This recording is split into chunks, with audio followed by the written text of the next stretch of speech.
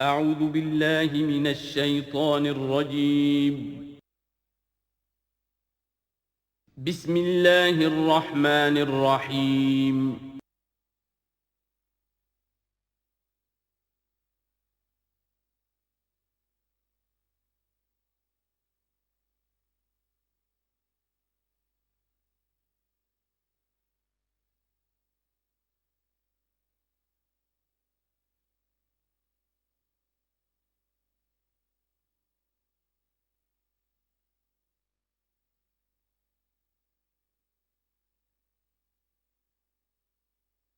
اعوذ باللہ من الشیطان الرجیم بسم اللہ الرحمن الرحیم الف لام میم ذالک الکتاب لا ریب فیہ صدق اللہ العظیم۔ الف لام میم حروف مقطعات ہیں جن کے بارے میں عرض کر چکا ہوں۔ ذالک الکتاب لا ریب فیہ، یہ وہ کتاب ہے اس میں کوئی شک نہیں۔ الکتاب اس لیے کہا گیا ہے کہ قرآن مجید کی پیشین گوئیاں اور خوشخبریاں سابقہ کتابوں میں موجود تھیں، اور چونکہ اس سورہ مبارکہ میں اصل خطاب کا رخ جو ہے وہ ہے سابقہ امت مسلمہ کی طرف، تو ذالک کتاب نہیں کہا گیا، ذالک کتاب لا ریب فیہ نہیں، ذالک الکتاب یہ وہ کتاب ہے، کتاب موعود ہے جس کی پیشین گوئیاں تورات اور انجیل میں موجود تھیں۔ لا ریب فیہ، اس میں کوئی شک نہیں۔ حرف اورا ریب نئے، تبدیل نئے، یہی الفاظ آئے ہیں سورہ سجدہ کے شروع میں بھی، الف لام میم تنزیل الکتاب لا ریب فیہ رب العالمین، لا ریب فیہ من رب العالمین، فیہ ھدی للمتقین۔ فیہ دونوں طرف مل سکتا ہے، لا ریب فیہ اسے معانقہ کہتے ہیں، لا ریب فیہ پڑھیں گے تو ہدن سے شروع کر دیں گے، لا ریب پر ختم کر دیں گے تو فیہ ہدن للمتقین، یہ دونوں معنی درست ہوں گے۔ ہدن للمتقین یہ ہدایت ہے، رہنمائی ہے اہل تقوی میں جو بچنا چاہیں۔ تقوی کا اصل مفہوم سمجھ لیجئے، وقا یقی کسی کو بچانا، تقوی خود بچنا۔ جن لوگوں کے اندر فطرت سلیمہ ہوتی ہے ان میں اخلاقی حس موجود ہوتی ہے، وہ بری چیز سے بچنا چاہتے ہیں، بھلی کو حاصل کرنا چاہتے ہیں۔ وہ لوگ ہیں کہ جو گویا کہ اس قرآن کا اصل مخاطب ہے، وہی اس سے استفادہ کر سکیں گے۔ الذین یؤمنون بالغیب، اب ان کے کچھ اوصاف، یہ اصل میں بہت زیادہ واضح ہوتا ہے تعویل خاص کے اعتبار سے کہ دیکھ لو درخت کو اپنے پھل سے پہچانتے ہیں، اس قرآن کے پھل موجود ہیں نا، یہ ابو بکر اور عمر اور عثمان اور علی کون ہیں؟ یہ جو مہاجرین آئے ہیں چل کر، مدینے والوں دیکھو یہ کون ہیں، ان کی شخصیتیں کیا ہیں، ان کا کردار کیا ہے، ان کے اوصاف کیا ہے، یہ کس درخت کے پھل ہیں، یہ اس بینہ کے پھل ہیں، یہ اس ذکرہ کے پھل ہیں۔ بینہ رسول من اللہ یتلو صحفا مطہرۃ فیہا کتب قیمہ، یہ اس شجرہ مبارکہ کے پھل ہیں۔ دیکھ لو ان کے کیا شب و روز ہیں، الذین یؤمنون بالغیب، جو غیب پر ایمان رکھتے ہیں۔ تعویل عام کے اعتبار سے اس کا بہت اہم مفہوم ہوگا، جو یہ طے کر لے کہ سوائے مادے کی دنیا کے مجھے اس سے آگے جانا ہی نہیں، unless I can verify۔ آپ کو معلوم ہے کہ میٹیریل جو حقائق ہیں وہ تو آپ ویریفائی کر سکتے ہیں، آنکھ سے دیکھ سکتے ہیں، کان سے سن سکتے ہیں، ویریفائڈ ہیں۔ جو یہ سمجھ لے گا کہ اس کے بیونڈ کچھ نہیں ہے، اس کے لیے قرآن میں کوئی ہدایت نہیں۔ ہدایت قرآنی کا نقطہ آغاز یہ ہے کہ انسان یہ سمجھ لے کہ جو اصل حقیقت ہے وہ مستور ہے، نگاہوں سے چھپی ہوئی ہے۔ سامنے جو کچھ نظر آ رہا ہے، ایک انگلستان کے بہت بڑے فلسفی کی کتاب کا عنوان ہے appearance and reality, reality and appearance, Bradley کی کتاب۔ اپیئرنس جو کچھ نظر آ رہا ہے یہ حقیقت نہیں، حقیقت اس کے پیچھے ہے۔ اور کنفیوشس کا ایک جملہ ہے جو بہت بڑا حکیم اور فلسفی تھا، چین کا بہت بڑا حکیم اور فلسفی، اور ہو سکتا ہے کہ نبی ہو، واللہ عالم، ہم کہہ نہیں سکتے۔ اس کی تعلیم بڑی اخلاقی تعلیم ہے، اور اس کا جملہ سنیے، یہ یؤمنون بالغیب کی اس سے زیادہ صحیح تشریح ممکن نہیں ہے۔ There are certain things, there's nothing more real than what cannot be seen. And there's nothing more certain than what cannot be heard. وہ حقائق جو آنکھوں سے نہیں دیکھے جا سکتے اور کانوں سے نہیں سنے جا سکتے، ان سے زیادہ یقینی اور واقعی حقائق اور کوئی نہیں. There's nothing more real than what cannot be seen, and there's nothing more certain than what cannot be heard. الذین یؤمنون بالغیب ویقیمون الصلاۃ، نماز قائم کرتے ہیں. ومما رزقناہم ينفقون، اور جو کچھ ہم نے انہیں دیا ہے اس میں سے خرچ کرتے ہیں، خیر میں، بھلائی میں، نیکی میں، ابناء نو کی حاجات کو رفع کرنے میں، لوگوں کی تکلیفیں دور کرنے میں، خود اللہ کے لیے، اللہ کی رضا جوئی کے لیے، اللہ کو قرض حسنہ دیتے ہوئے. والذین یؤمنون بما انزل الیک وما انزل من قبلک، اور وہ کہ جو ایمان رکھتے ہیں اس پر بھی جو آپ پر نازل کیا گیا ہے محمد صلی اللہ علیہ وسلم، اور اس پر بھی کہ جو آپ سے پہلے نازل کیا گیا. یہ بہت اہم الفاظ ہیں، اس لیے کہ عام طور پر آج کل ہمارے ہاں یہ خیال پھیلا ہوا ہے کہ یہ تورات اور انجیل کے پڑھنے کا کوئی فائدہ نہیں، کوئی ضرورت نہیں. کوئی ضرورت نہیں کی حد تک تو شاید بات صحیح ہو، لیکن کوئی فائدہ نہیں، یہ بالکل غلط ہے. یہ ابتدا ہے قرآن کی، اور کس قدر اہتمام کے ساتھ کہا جا رہا ہے. ایمان صرف قرآن پر نہیں، اس پر بھی کہ جو اس سے پہلے نازل کیا گیا. اور سورہ نساء کی آیت، اور سورہ نساء نازل ہوئی ہے کہیں جا کر سن 6 ہجری میں. یا ایھا الذین آمنوا آمنوا باللہ ورسولہ والکتاب الذی نزل علی رسولہ والکتاب الذی انزل من قبل. تو اس سے ایمان جو ہے تورات پر اور انجیل پر اور زبور پر اور صحف ابراہیم پر، اجمالی ایمان کی جو اہمیت ہے اس کو اچھی طرح سمجھ لیجیے. البتہ یہ ہے کہ چونکہ ہم سمجھتے ہیں اور جانتے ہیں کہ ان کتابوں میں تحریف ہو گئی ہے، لہذا ان کتابوں کی کوئی شے قرآن پر حجت نہیں ہوگی. جو چیز قرآن سے ٹکرائے گی ہم اس کو رد کر دیں گے. ان کتابوں کی کسی شے کو دلیل کے طور پر نہیں لائیں گے.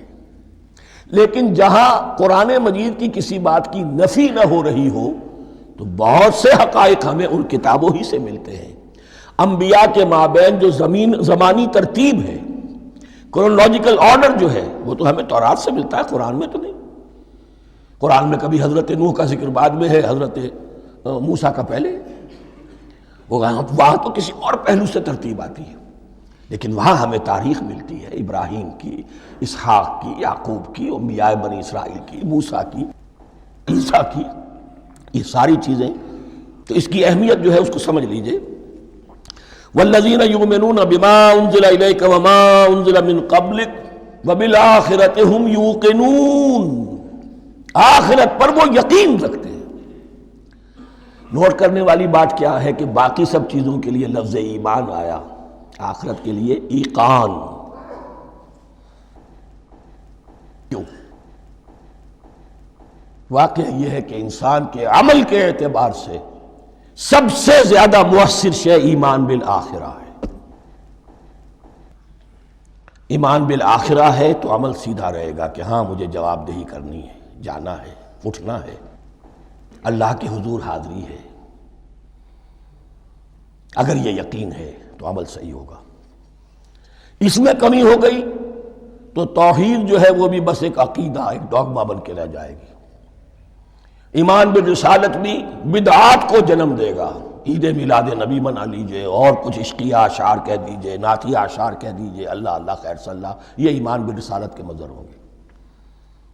عمل انسان کا درست ہوتا ہے آخرت کے یقین کے ساتھ. وبالآخرۃ ھم یوقنون، آخرت پر انہی کا یقین ہے، انہی کا یقین ہے. یہ حصر بھی ہے اس اعتبار سے کہ یہودی میں مدعی تھے کہ ہم آخرت پر یقین رکھتے ہیں، یہاں کنٹراسٹ دکھایا جا رہا ہے، آخرت پر یقین رکھنے والے یہ لوگ ہیں. اور تعویل خاص کے اعتبار سے وہ لوگ موجود ہیں تمہاری نگاہوں کے سامنے.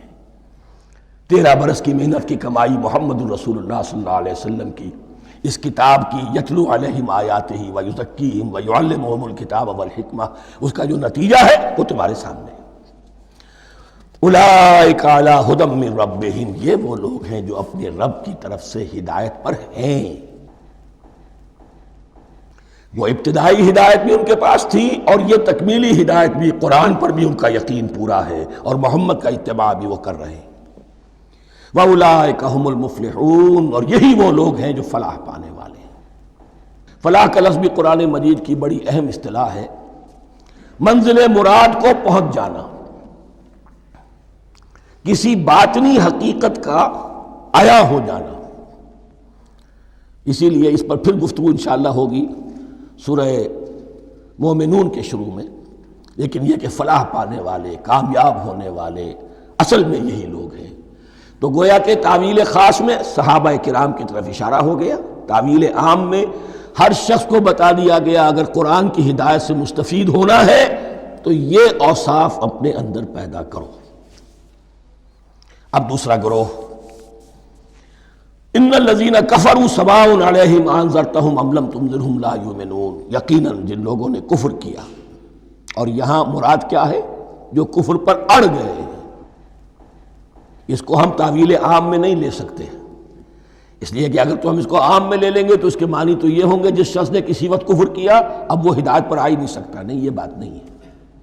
کوئی کفر میں ہے، وہ غالطے کی بنا پر ہے، عدم توجہی کی بنا پر ہے، حق اس پر واضح نہیں ہوا ہے اس لیے ہے، تو آپ اسے سمجھائیں گے، انذار و تبشیر سے اسے فائدہ ہو جائے گا، واعظ و نصیحت سے فائدہ ہو جائے گا۔ ایک وہ ہے کہ جو حق کو سمجھ کر، پہچان کر اور پھر اڑ گئے، ضد کی وجہ سے، ہٹ دھرمی کی وجہ سے، تعصب کی وجہ سے، تکبر کی وجہ سے، حسد کی وجہ سے۔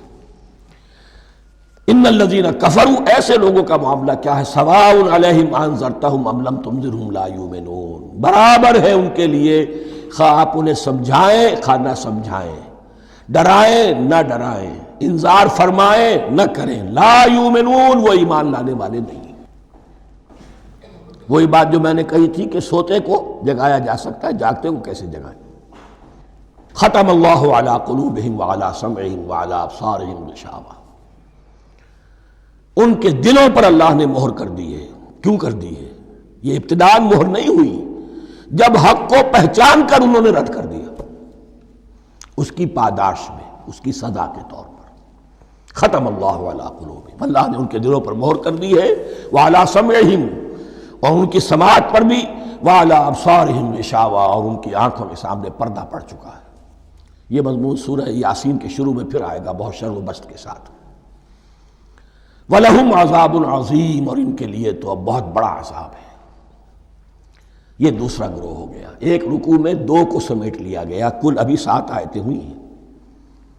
ایک وہ گروہ جس نے قرآن مجید کی دعوت سے صحیح صحیح استفادہ کیا، ان میں طلب ہدایت کا مادہ موجود تھا، ان کی فطرتیں سلیم تھیں، ان کے سامنے دعوت آئی، قبول کی، اور قرآن کے بتائے ہوئے راستے پر چلے۔ وہ گلے سرسبد ہیں، وہ شجرہ قرآنی کے نہایت مبارک اور مقدس، وہ اس کے پھل ہیں۔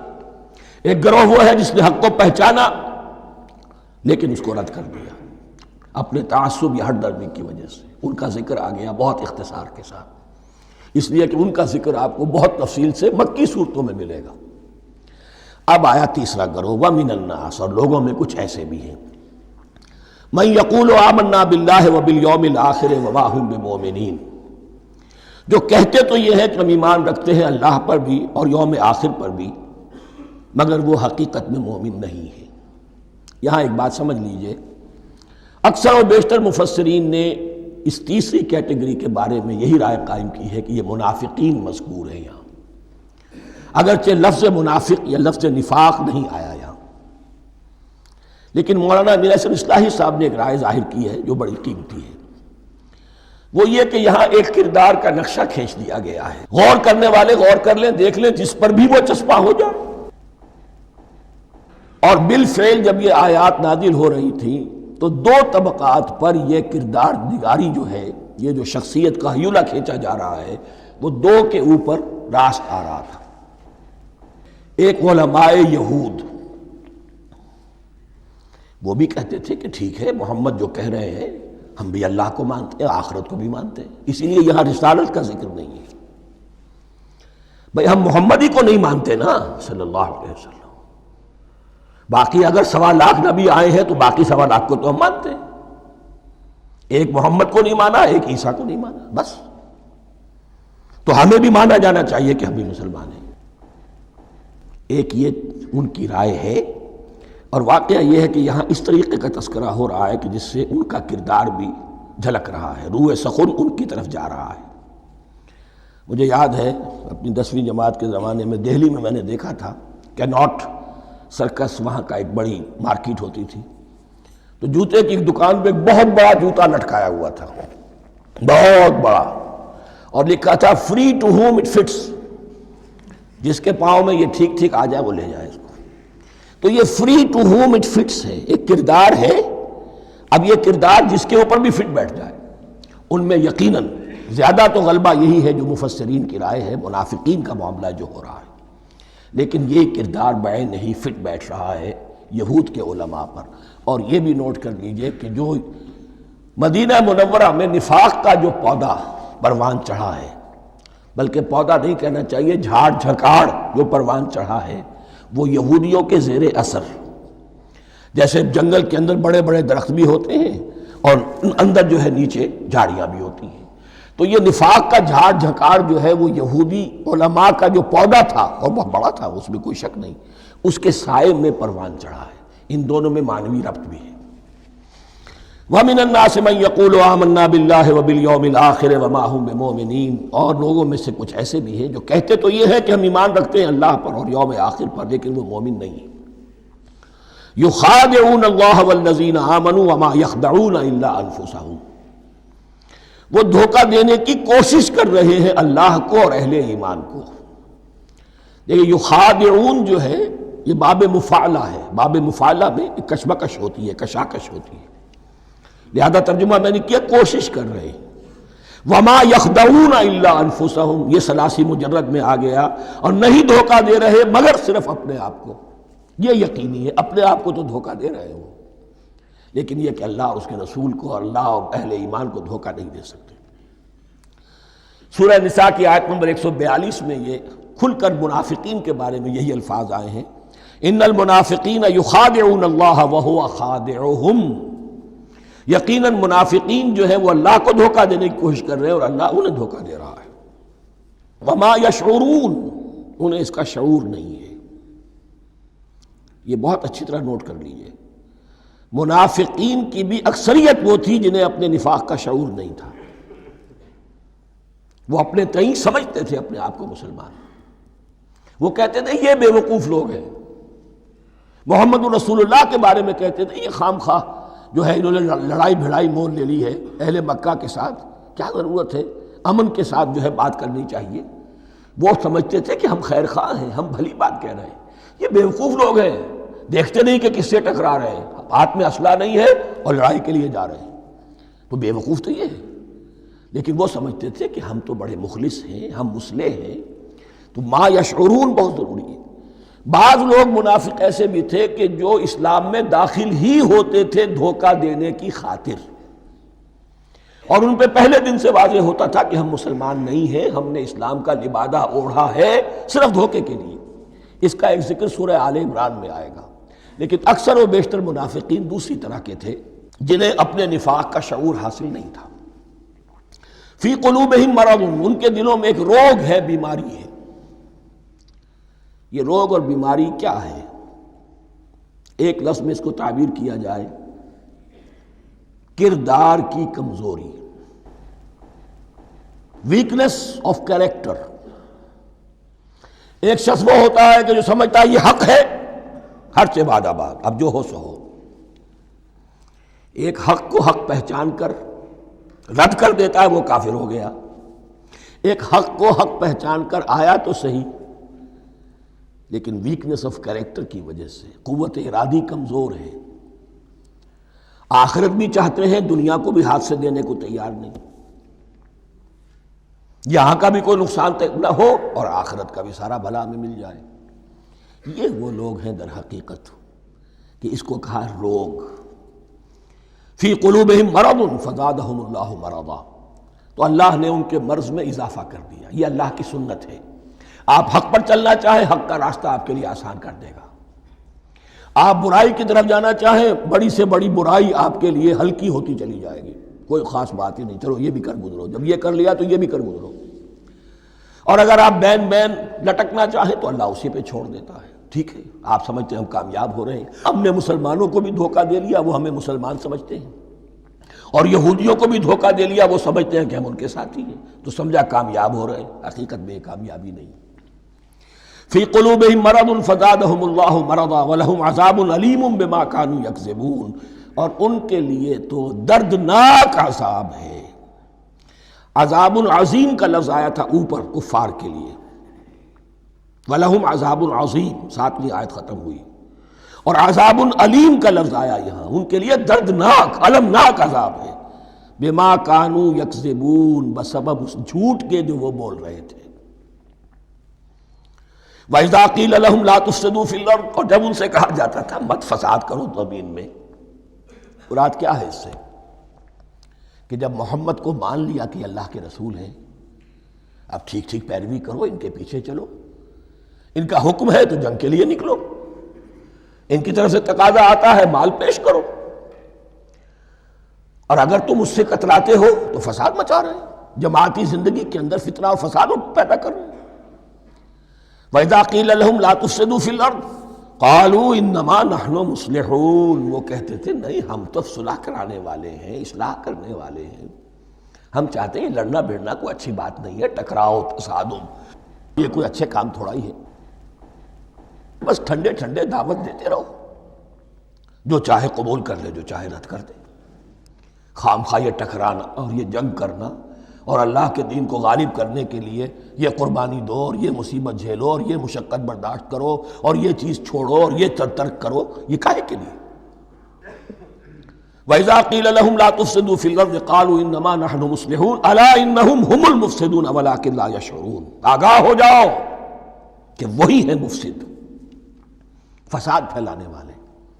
اس لیے کہ محمد رسول اللہ کی دعوت ہے زمین میں اصلاح کے لیے، اس اصلاح کے لیے کچھ آپریشن کرنا پڑے گا۔ مریض اس درجے کو پہنچ چکا ہے کہ آپریشن کے بغیر اس کی شفا نہیں ہوگی، اب اگر تم اس کے راستے میں رکاوٹ بنتے ہو تو در حقیقت تم فساد مچا رہے ہو، لیکن تمہیں اس کا شعور نہیں۔ الا انہم ہم المفسدون ولکن لا یشعرون، پھر دیکھیے نوٹ کیجئے، شعور نہیں ہے۔ شعوری نفاق اور شے ہے، غیر شعوری نفاق ہے کہ جس کا یہ سارا تذکرہ ہو رہا ہے۔ وَإِذَا قِيلَ لَهُمْ آمِنُوا كَمَا آمَنَ النَّاسُ، اور جب ان سے کہا جاتا ہے ایمان لاؤ جیسے دوسرے لوگ ایمان لائے ہیں، آخر دیکھو دوسرے یہ اہل ایمان ہیں، جب بلاوا آتا ہے فوراً لبیک حاضر ہوتے، جو بھی ہو یہ تم جو ہے آخر تم نے اور روش اختیار کی۔ وَإِذَا قِيلَ لَهُمْ آمِنُوا كَمَا آمَنَ النَّاسُ قَالُوا أَنُؤْمِنُ كَمَا آمَنَ السُّفَهَاءُ، وہ کہتے ہیں کہ کیا ہم ایمان لائے جیسے یہ بے وقوف لوگ ایمان لائے؟ انہیں تو اپنے نفع کی فکر، نہ نقصان کی فکر، نہ خطرات کا کوئی خیال، نہ اندیشوں کا کوئی گمان، جان جائے مال جائے، اولاد کو چھوڑ دیں، گھر بار چھوڑ کے آ گئے ہیں، ان سے بڑے بے وقوف کون ہوں گے؟ بال بچے چھوڑ آئے ہیں کفار مکہ کے رحم و کرم پر، سرداران قریش جو چاہے ان کے ساتھ کریں، تو یہ تو بے وقوف لوگ ہیں۔ آج کل آپ کہتے ہیں ایسے ہی لوگوں کو فینیٹکس ہیں، یہ فینیٹکس ہیں، دیکھ بھال کر چلنا چاہیے، دائیں بائیں دیکھ کر چلنا چاہیے، نفع نقصان کا خیال کر کے چلنا چاہیے، چاہے حق ہے ٹھیک ہے، لیکن بہرحال اپنی مصلحتوں کو بھی اور اپنے اہل و عیال کی مصلحتوں کو بھی دیکھنا چاہیے۔ یہ لوگ تو معلوم ہوتا ہے کہ بالکل دیوانے ہو گئے، فینیٹکس ہو گئے۔ وَإِذَا قِيلَ لَهُمْ آمِنُوا كَمَا آمَنَ النَّاسُ قَالُوا أَنُؤْمِنُ كَمَا آمَنَ السُّفَهَاءُ أَلَا إِنَّهُمْ هُمُ السُّفَهَاءُ وَلَٰكِن لَا يَعْلَمُونَ، آگاہ ہو جاؤ کہ وہی بے وقوف ہیں لیکن انہیں علم نہیں ہے۔ وہ صادق الایمان جو ایمان کی ہر تقاضے کو پورا کرنے کے لیے ہر وقت حاضر ہیں، ان سے بڑا عقل مند کوئی نہیں، ان سے بڑا سمجھدار کوئی نہیں۔ انہوں نے یہ جان لیا ہے کہ اصل زندگی آخرت کی زندگی ہے، یہ نہیں ہے، یہ تو عارضی ہے، کل نہیں آج ختم ہو جائے، آج نہیں ابھی ختم ہو جائے، کیا فرق پڑے گا؟ جانا تو ہے، اب نہیں تو کل، کل نہیں تو پرسوں، جانا تو ہے۔ تو عقل تو ان کے اندر ہے۔ الا انہم هم السفہاء ولکن لا یعلمون واذا لقوا الذین آمنوا قالوا آمنا، اور جب یہ ملتے ہیں ان سے جو اہل ایمان ہیں تو کہتے ہیں ہم بھی ایمان رکھتے ہیں۔ اب یہ ان دونوں پر آئے گا۔ عام جو یہودی تھے وہ بھی کہتے تھے کہ ہم بھی تو آخر اللہ کو مانتے ہیں، آخرت کو مانتے ہیں، اور منافق تو تھے ہی جو رسول کو بھی مانتے تھے۔ وَإِذَا خَلَوْا إِلَىٰ شَيَاطِينِهِمْ، اور جب یہ اپنے شیطانوں کے پاس خلوت میں ہوتے ہیں، اور یہاں شیاطین سے مراد ہیں اہل کتاب یہود کے علماء، ان کے سردار، یا عبداللہ ابن ابی جو منافقین مدینہ کا سردار تھا۔ اگر وہ کبھی ملامت کرتا تھا، دیکھو تم تو معلوم ہوتا ہے بالکل مسلمانوں میں شامل ہی ہو گئے پوری طرح سے، تمہیں کیا ہو گیا، تم ہر بات مان رہے ہو۔ اب انہیں یہ کچھ نہ کچھ اپنی وفاداری کا یقین دلانے کے لیے کہنا پڑتا تھا، نہیں ہم انہیں بیوقوف بنا رہے ہیں، ہم ان سے ذرا تمسخر کر رہے ہیں، ہم ہیں آپ کے ساتھ ہی، آپ فکر نہ کریں۔ اسی لیے یہ دو منہا ہونا، نفق کہتے ہیں سرنگ کو جس کے دو دروازے ہوتے ہیں، باقی زیر زمین ہے۔ نافقہ گوہ کا بل ہے کہ دو دروازے رکھتا ہے، دو اس کے منہ رکھتا ہے کہ ادھر سے اگر کتا داخل ہو جائے شکار کے لیے تو ادھر سے نکل بھاگے، ادھر سے آئے تو ادھر سے نکل بھاگے۔ تو دو منہا انسان، یہ در حقیقت جس کو پھر سورہ نساء میں کہا گیا لا الہ ہؤلاء ولا الہ ہؤلاء، نہ ادھر کے ہیں نہ ادھر کے، مذبذبین بین ذالک، اس کے درمیان مذبذب ہو کر رہ گئے۔ یہ شیطان کا لفظ یہاں سمجھ لیجئے کہ اس کے دو رائے ہیں کہ یہ شطنہ سے بنا ہے یا شات سے بنا ہے، شین الف توئے یا شین طا نون۔ شطنہ کے معنی تباعدا، کو بہت دور ہو گیا، دور ہو گیا۔ شیطان سے مراد جو اللہ کی رحمت سے بہت دور ہو گیا۔ اور شاتا یشیتو کے معنی ہے احترق غضبا وحسدا، کوئی شخص غصے اور حسد کے اندر جل رہا ہو، وہ شاتا یشیتو ہے۔ اس سے فعلان کے وزن پر، رحمان کے وزن پر، غضبان کے وزن پر شیطان، یعنی وہ کہ جو حسد اور غضب کی آگ میں جل رہا ہے۔ تو یہ ایک تو شیطان وہ ہے کہ جو جنات میں سے ہے، جس کا نام عزازیل تھا پہلے، اب ہم اسے ابلیس کے نام سے جانتے ہیں، وہ ایک شیطان ہے، جنی ہے۔ پھر یہ کہ جو بھی اس کے پیروکار ہیں دنیا میں، انسانوں میں سے ہوں یا جنات میں سے ہوں، وہ بھی شیاطین ہیں۔ اسی طرح اہل کفر، اہل زیغ کے جو بڑے بڑے سردار ہوتے ہیں، ان کو بھی شیطان سے تعبیر کیا گیا۔ وَإِذَا خَلَوْا إِلَىٰ شَيَاطِينِهِمْ قَالُوا إِنَّا مَعَكُمْ، اور جب وہ خلوت میں ہوتے ہیں، علیحدگی میں ہوتے ہیں اپنے شیاطین کے پاس، سرداروں کے پاس، کہتے ہیں ہم تو آپ کے ساتھ ہیں، انما نحن مستہزئون، یہ تو ہم ان مسلمانوں کو بیوقوف بنا رہے ہیں، ان سے استہزاء کر رہے ہیں، تمسخر کر رہے ہیں۔ ہم تمسخر میں کہہ دیتے ہیں کہ ہم بھی آپ کے ساتھ ہیں، آمنا۔ اللہ یستہزئ بہم ویمدہم فی طغیانہم یعمہون، حقیقت کیا ہے کہ اللہ ان کا مذاق اڑا رہا ہے اور ان کو ڈھیل دے رہا ہے کہ وہ اپنے عقل کے اندھے پن میں بڑھتے چلے جائیں۔ اللہ تعالیٰ جیسا میں نے عرض کیا رسی دراز کرتا ہے، کوئی شخص غلط راستے پر جانا ہے تو جاؤ بھائی، فوراً تو نہیں پکڑتا، اگر فوراً پکڑ لے تو سیدھا ہو جائے گا، چلتے جائے، جہاں جانا چاہتے ہو جاؤ۔ تو ان کو بھی رسی دراز کر رہا ہے اللہ، لیکن یہ کہ اللہ یستہزئ بہم، یہ سمجھتے ہیں کہ مسلمانوں کا مذاق اڑا رہے ہیں، اصل میں مذاق ان کا اڑ رہا ہے اللہ کے نزدیک۔ وَيَمُدُّهُمْ فِي طُغْيَانِهِمْ يَعْمَهُونَ، اب یہاں ذرا نوٹ کر لیجئے، یہ دو لفظ آئیں گے، عین میم اور ہا، امہ ہے کے ساتھ، ایک ہے عین میم اور یا امج، تو عین اور میم تو مشترک ہے یا آخر میں فرق ہوگا، عین میم اور ہا ہوگا، اس کے معنی عقل کا اندھا، دل کا اندھا، آنکھیں تو ہے لیکن دل کا اندھا ہے، عقل کا اندھا ہے۔ اور عین میم یا جو آنکھوں کا اندھا ہو، عمیٌ اندھے، اعمیٰ اندھا۔ تو یہاں فرمایا انا معکم انما نحن مستہزئون، اللہ یستہزئ بہم ویمدہم فی طغیانہم یعمہون، اللہ ان کو اس جو ان کی عقل کے اندھے پن میں جو یہ بڑھتے چلے جا رہے ہیں، اللہ بھی ان کی رسی دراز کر رہا ہے تاکہ یہ جہاں تک جانا چاہتے چلے جائیں۔ اولئک الذین اشتروا الضلالۃ بالہدی، یہ وہ لوگ ہیں کہ جنہوں نے ہدایت کے عوض گمراہی خرید لی ہے۔ دیکھیے بڑا پیارا انداز ہے یہ، ایک شخص کے سامنے دونوں آپشنز تھے، ایک نے گمراہی کو چھوڑا، ہدایت لے لی، چاہے قیمت دینی پڑی، تکلیفیں اٹھانی پڑی، آزمائشوں میں سے گزرنا پڑا، قربانیاں دینی پڑی، ہدایت لی۔ اور ایک شخص نے ہدایت دے کر گمراہی لے لی ہے۔ آسانی تو ہو گئی، فوری تکلیف سے تو بچ گئے، لا الہ الا ولا الہ الا، دونوں طرف سے اپنے آپ کو بچا لیا۔ لیکن حقیقت میں سب سے زیادہ گھاٹے کا سودا یہی ہے۔ اولئک الذین اشتروا الضلالۃ بالہدی، ہدایت دے کر اور ضلالت خرید لی ہے۔ فما ربحت تجارتہم، تو ان کی تجارت ان کے حق میں ہرگز مفید نہیں ہوئی۔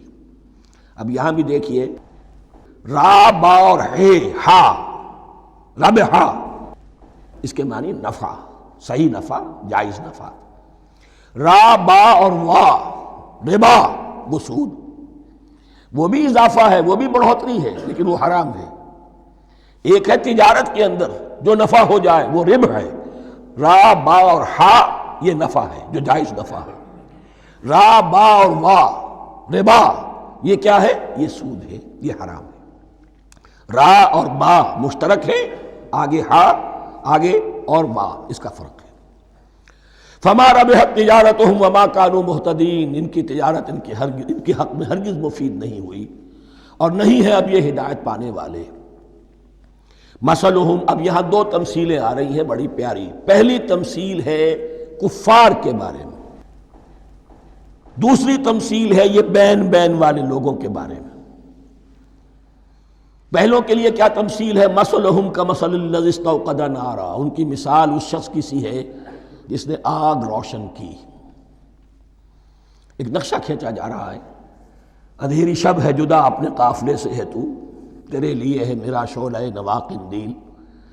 اندھیری شب ہے، قافلہ بھٹک رہا ہے، کچھ لوگ بڑی ہمت کرتے ہیں، اندھیرے میں بھی ادھر ادھر سے لکڑیاں جمع کرتے ہیں اور آگ روشن کر دیتے ہیں۔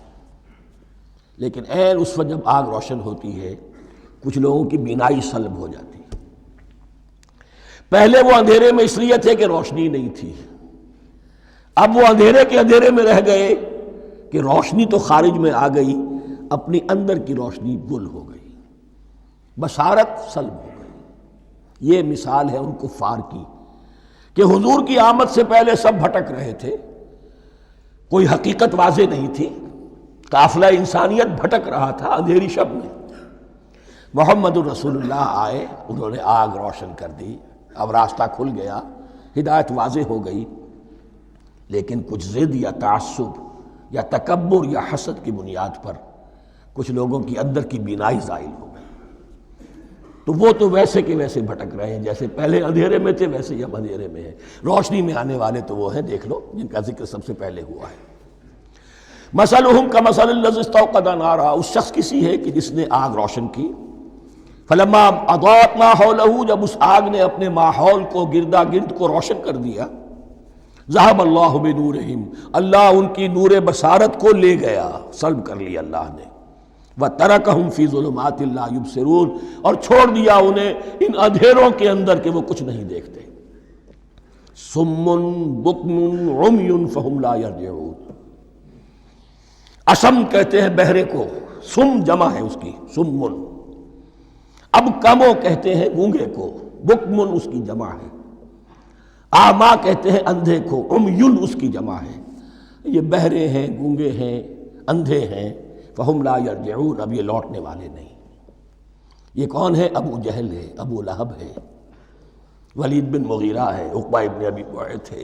یہ سب کے سب ابھی زندہ ہیں جب یہ آیات نازل ہو رہی ہیں۔ ابھی تو غزوہ بدر ہوگا سن 2 ہجری میں، اور اس میں یہ سب جو ہیں واصل جہنم ہوں گے، ابھی تک تو ہے نا۔ یہ لوگ ہو گئے اس کی مثال۔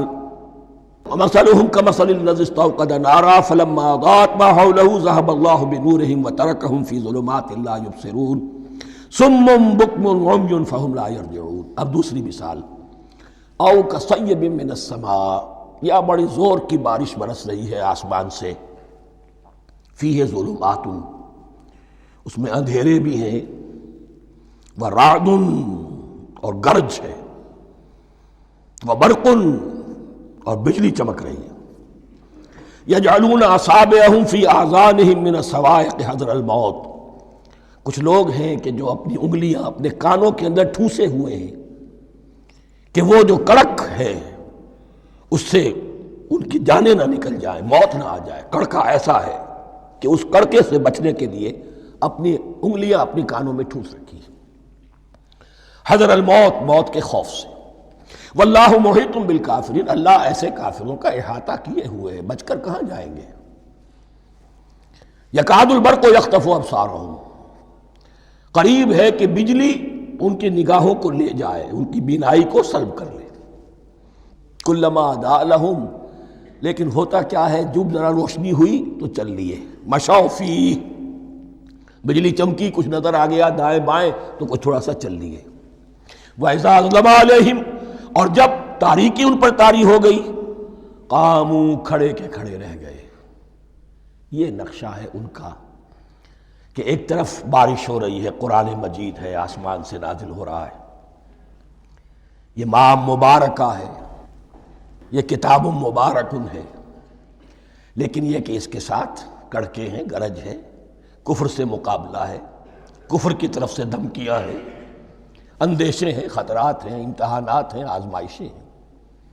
ذرا کہیں حالات کچھ بہتر ہوئے، کچھ جسے بریدنگ سپیس کہتے ہیں ملی، تو تھوڑا سا چل لیے، ہم بھی مسلمان ہیں، کوئی خاص موقع نہیں ہے، کسی جنگ کے لیے بلایا نہیں جا رہا ہے، تو بڑھ چڑھ کے باتیں کر رہے ہیں، اپنے ایمان کا اظہار بھی کر رہے ہیں۔ جیسے ہی کوئی آزمائش آئی، قاموا، ٹھٹک کر کھڑے کے کھڑے رہ گئے۔ وَلَوْ شَاءَ اللَّهُ لَذَهَبَ بِسَمْعِهِمْ وَأَبْصَارِهِمْ، اللہ چاہتا تو ان کی سماعت اور بصارت کو بھی سلب کر لیتا، لیکن اللہ کا قانون یہی ہے، جو جہاں رہنا چاہے اس نے آزادی ارادہ دی ہے انسان کو۔ تم اگر مومن صادق بن کر رہنا چاہتے ہو، اس کو آسان کر دے گا تمہارے لیے۔ تم نے اپنے تعصب کی وجہ سے، اپنے تکبر کی وجہ سے کفر کا راستہ اختیار کیا، اللہ اسی کو کھول دے گا۔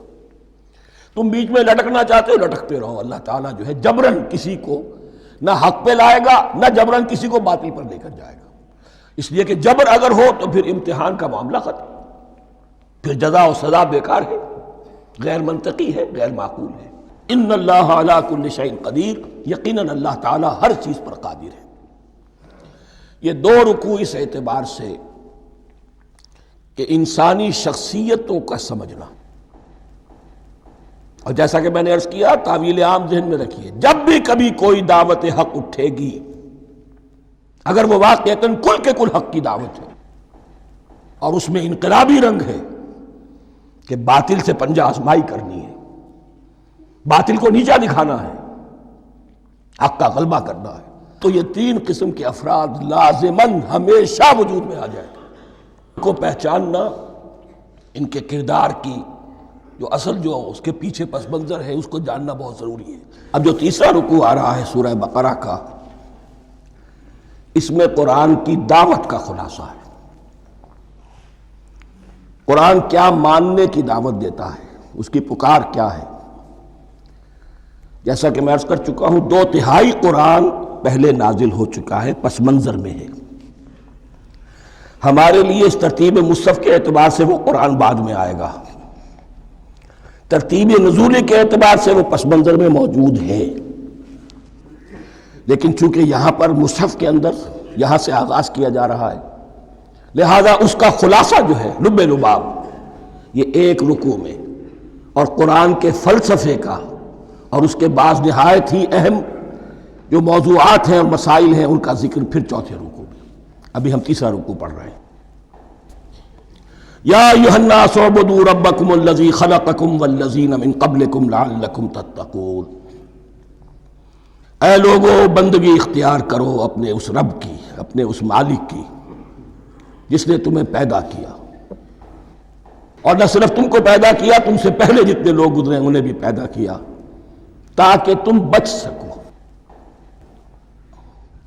یہ قرآن کی دعوت کا خلاصہ ہے، اور یہ نوٹ کر لیجئے، یہ تمام انبیاء اور رسل کی دعوت یہی تھی۔ ہم جب پڑھیں گے سورہ اعراف پڑھیں گے، سورہ شعراء پڑھیں گے، ایک ایک کا نام لے کر، ان اعبدوا اللہ واطیعون، ہر رسول کی دعوت یہ تھی، اللہ کی بندگی کرو، میری اطاعت کرو۔ یا قوم اعبدوا اللہ ما لکم من الہ غیرہ، اے میری قوم کے لوگوں اللہ کی بندگی کرو، تمہارا کوئی الہ اور معبود اس کے سوا نہیں ہے۔ پھر عضو قرآن یہی عبادت رب انسان کی تخلیق کی غایت ہے، وما خلقت الجن والانس الا لیعبدون، ہم نے جنوں اور انسانوں کو پیدا ہی صرف اس لیے کیا ہے کہ ہماری بندگی کریں۔ لیکن یہاں ایک فرق بہت بڑا ہے، تمام رسولوں کی دعوت یہی ہے، محمد الرسول اللہ کی بھی یہی ہے، لیکن بڑا فرق کیا ہے؟ باقی تمام رسولوں کی دعوت آپ کو ملے گی یا قوم، اے میری قوم کے لوگوں، یہاں ہے یا ایھا الناس، اے بنی آدم، اے بنی نوع انسان۔ معلوم ہوا کہ تمام رسول حضور سے پہلے صرف اپنی اپنی قوموں کی طرف آئے ہیں، پہلے اور آخری اور کامل رسول ہیں اللہ کے محمد صلی اللہ علیہ وسلم، جن کی دعوت آفاقی ہے۔ یا ایھا الناس، یا قوم نہیں، یا ایھا الناس اعبدوا ربکم الذی خلقکم والذین من قبلکم۔ اس میں دلیل بھی آ گئی کہ عام طور پر لوگ جو ہے غلط راستے پر اس دلیل سے جمے رہتے ہیں کہ ہمارے آباء و اجداد کا راستہ یہی تھا۔ تو بھائی جیسے تم مخلوق ہو ایسے ہی وہ بھی تو مخلوق تھے، جیسے تم خطا کر سکتے ہو وہ بھی تو خطا کر سکتے تھے۔ لہذا یہ نہ دیکھو کہ آباء و اجداد کا راستہ کیا تھا، دیکھو یہ کہ حق کیا ہے، لعلکم تتقون، تاکہ تم بچ جاؤ، دنیا میں افراط و تفریط کے دھکوں سے بچ جاؤ گے، آخرت میں اللہ کے عذاب سے بچ جاؤ گے۔ ان دونوں سے اگر بچنا ہے تو اللہ کی بندگی کی روش اختیار کرو۔ اچھا کس رب کی؟ الذی جعل لکم الارض فراشا والسماء بناء، جس نے تمہارے لیے زمین کو فرش بنا دیا اور آسمان کو چھت بنا دیا۔ وانزل من السماء ماء، اور آسمان سے پانی برسایا، فاخرج بہ من الثمرات رزقا لکم، اور پھر اس پانی کے ذریعے سے زمین سے میووں کی شکل میں، پیداوار کی شکل میں تمہارے لیے رزق اگایا۔ فلا تجعلوا للہ اندادا وانتم تعلمون، تو ہرگز نہ اللہ کا مد مقابل کسی کو ٹھہراؤ جانتے بوجھتے۔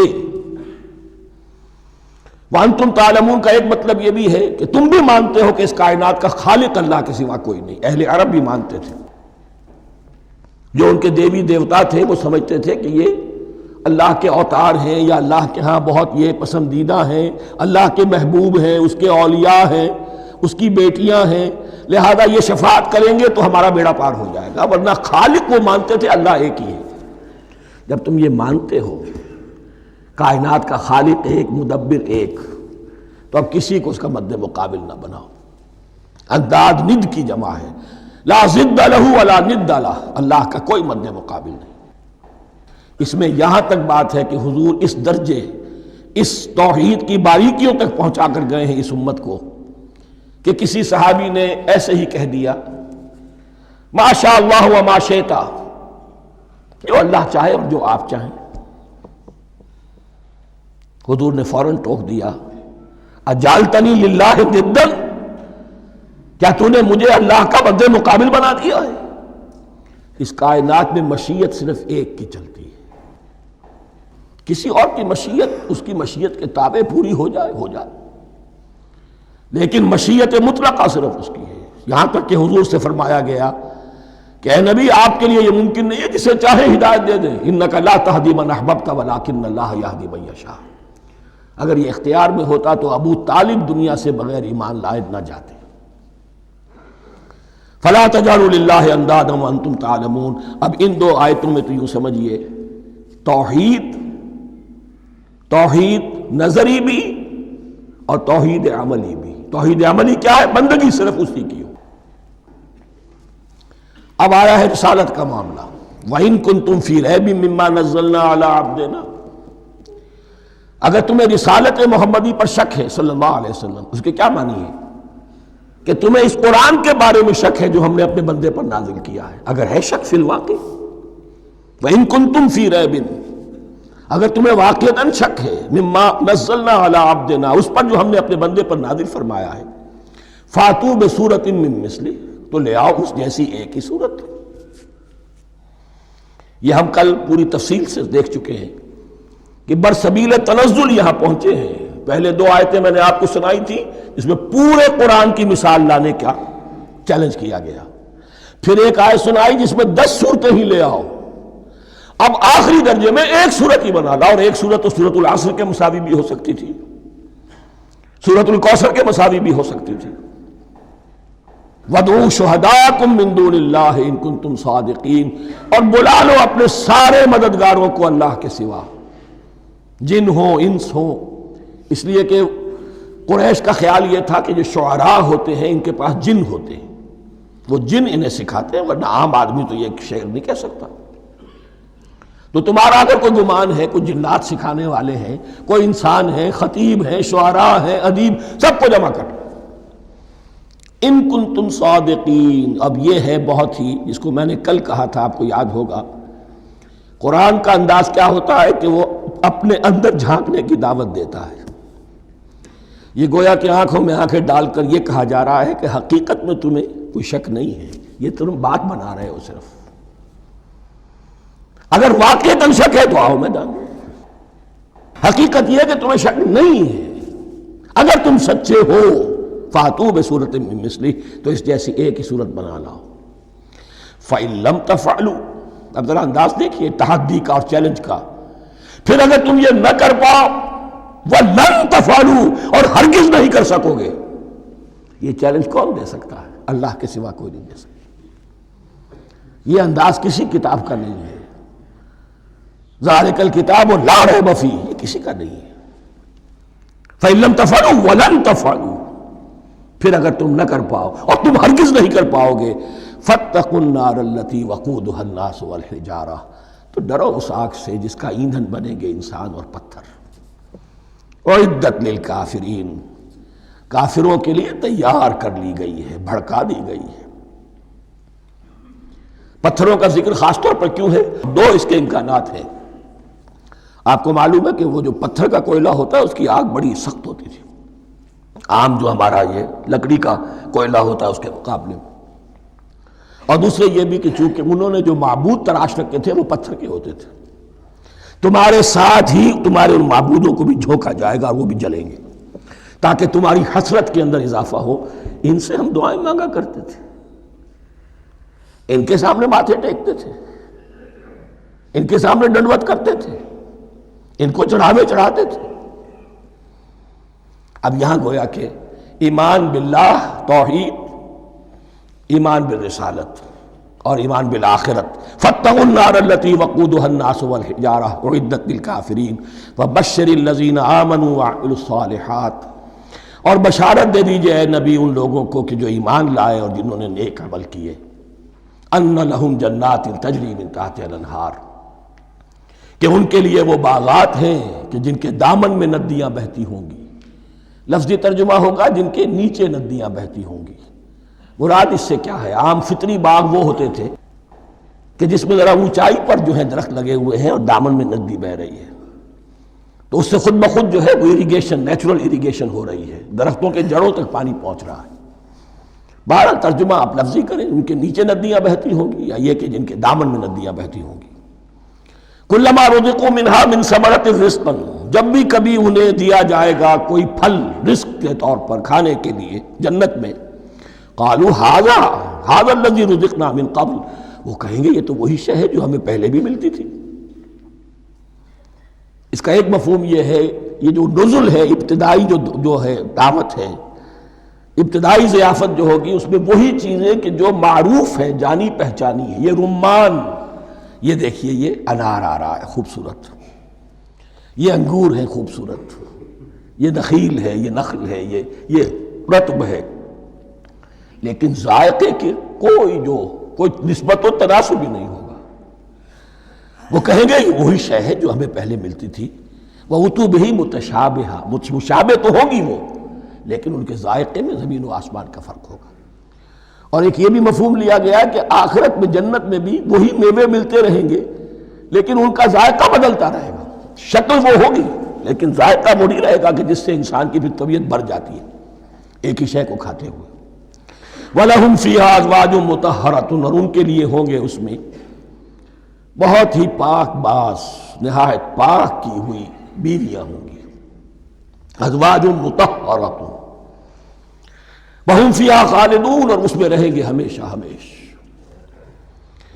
یہ تو تین جو اصول ہیں دین کے دعوت ایمان، توحید اور رسالت اور معاد، ایمان باللہ، ایمان بالرسول، ایمان بالآخرہ۔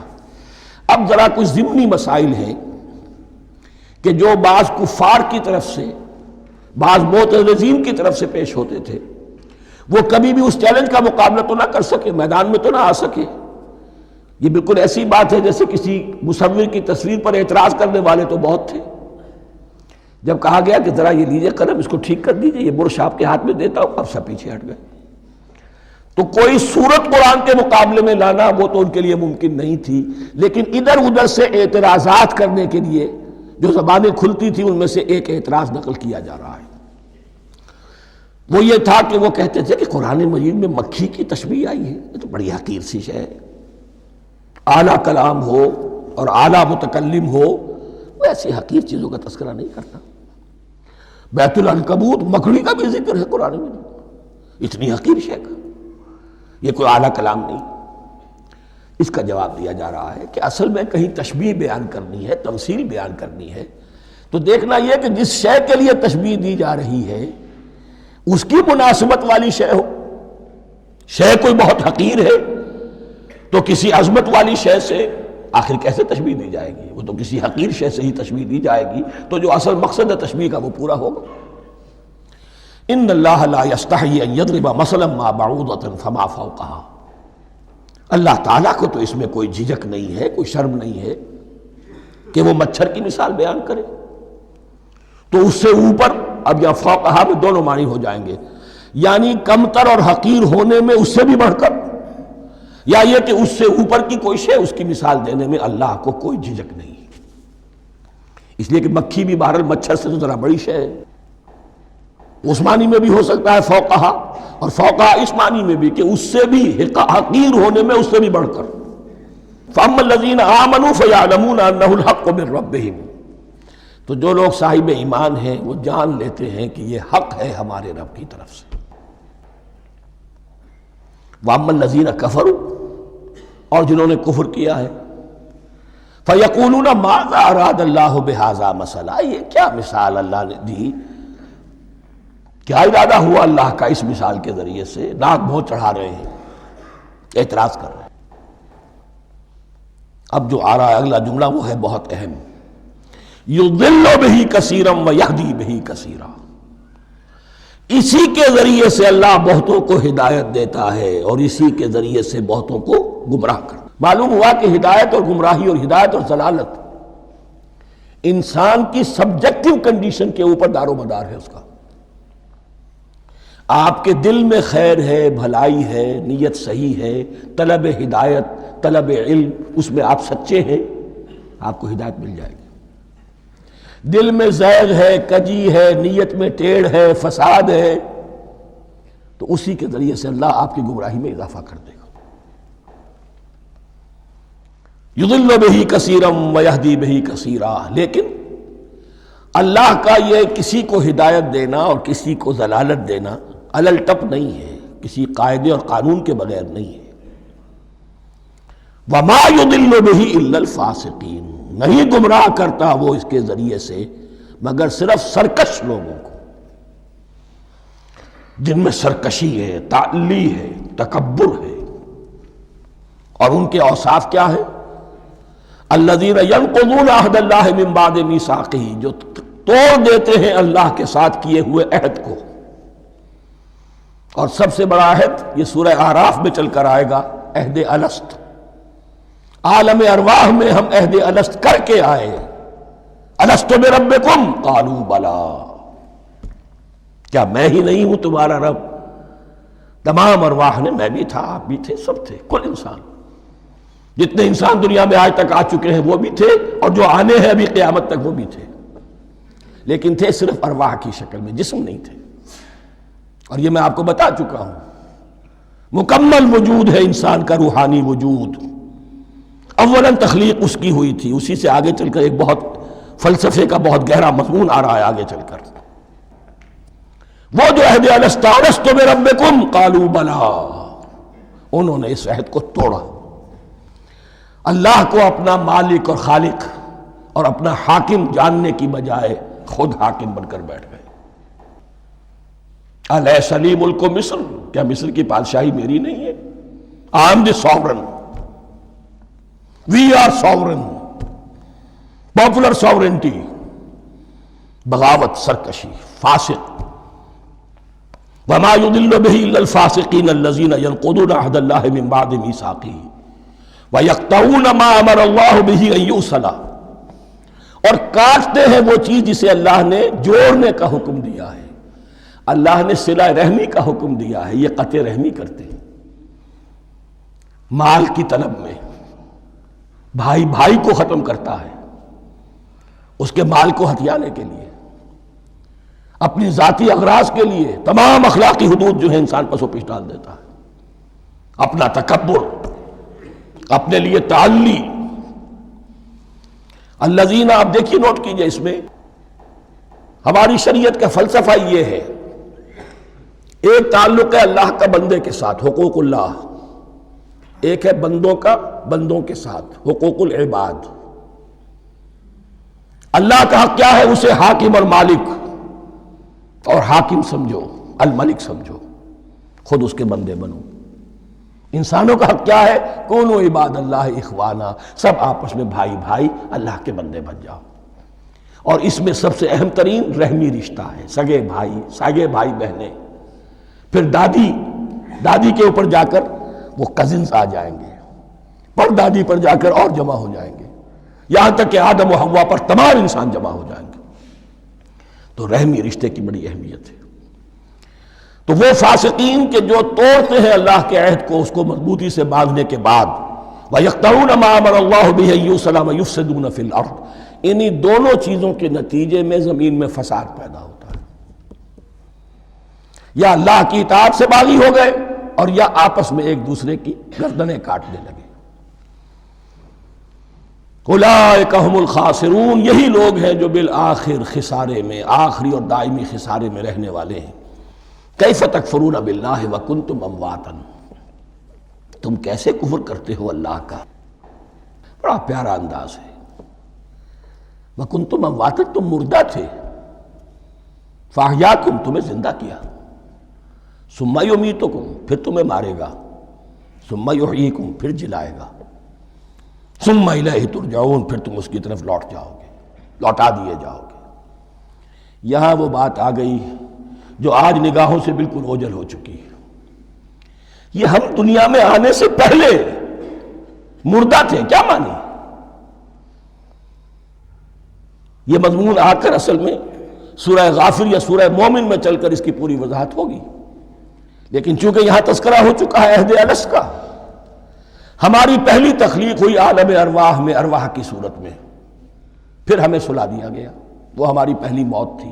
مردہ جو ہے معدوم نہیں ہوتا، مردہ ہوتا ہے، بے جان ہوتا ہے، سویا ہوا ہوتا ہے، اور موت کو اور نیند کو تشبیہ دی گئی ہے۔ پھر ہمیں اس جسد کے ساتھ یہاں زندہ کیا گیا، پھر موت طاری ہوگی، پھر ہمیں زندہ کیا جائے گا۔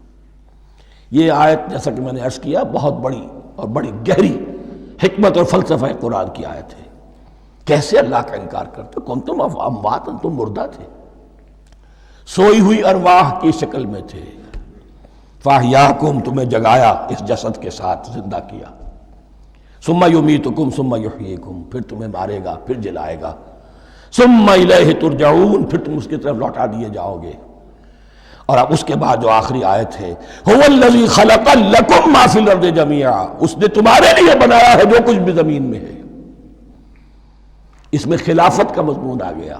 حدیث میں آتا ہے انما الدنیا خلقت لکم وانتم خلقتم للآخرہ، یہ دنیا تمہارے لیے بنائی گئی ہے، تم آخرت کے لیے بنائے گئے ہو۔ هو الذی خلق لکم ما فی الارض جمیعا، اس لیے کہ اگلی آیت پھر آ رہی ہے خلافت کی آیت۔ سارا کچھ زمین میں یہ بستر جو بچھایا اور یہ کائنات کو، زمین کو سجایا تمہاری خلافت کے لیے۔ ثم استوى الى السماء فسواهن سبع سماوات، پھر وہ متوجہ ہوا آسمانوں کی طرف اور انہیں 7 آسمانوں کی شکل میں بنا دیا۔ جیسا کہ میں کل عرض کر چکا ہوں، یہ تاحال ابھی یہ آیات متشابہات میں سے ہے۔ 7 آسمانوں کی کیا حقیقت ہے ہم اس سے ابھی پورے طور سے واقف نہیں۔ وَهُوَ بِكُلِّ شَيْءٍ عَلِيمٌ، اور اسے ہر شے کا علم حقیقی حاصل ہے۔ بارک اللہ لی ولکم فی القرآن العظیم ونفعنی وإیاکم بالآیات والذکر الحکیم۔